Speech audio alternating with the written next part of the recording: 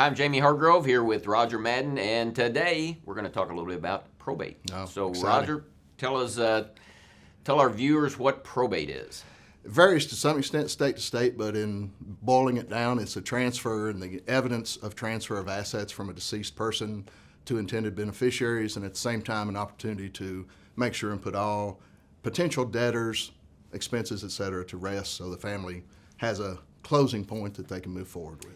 So somebody dies and their assets are subject to probate, and you read a lot about people saying you should avoid probate.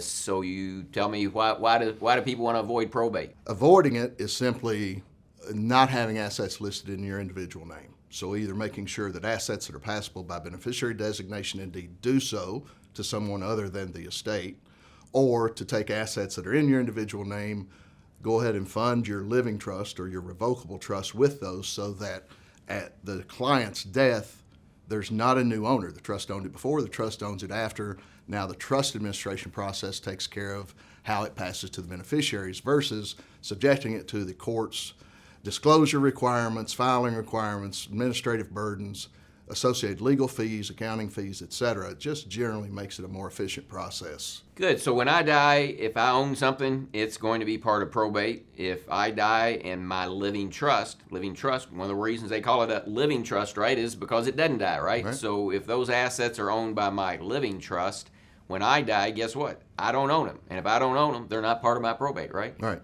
And same way as you mentioned, the beneficiary designation. So a beneficiary designation on an IRA or an insurance policy, it's going to go straight to whoever that designated beneficiary is, and it doesn't go to probate. So so those are things that as a part of the process of avoiding probate, and we agree that it's in most cases, in most states, it is best to avoid the probate process and avoid that administrative cost. So really appreciate you coming on today, and Roger, and really sharing a little bit about probate and the advantages and why you should avoid it.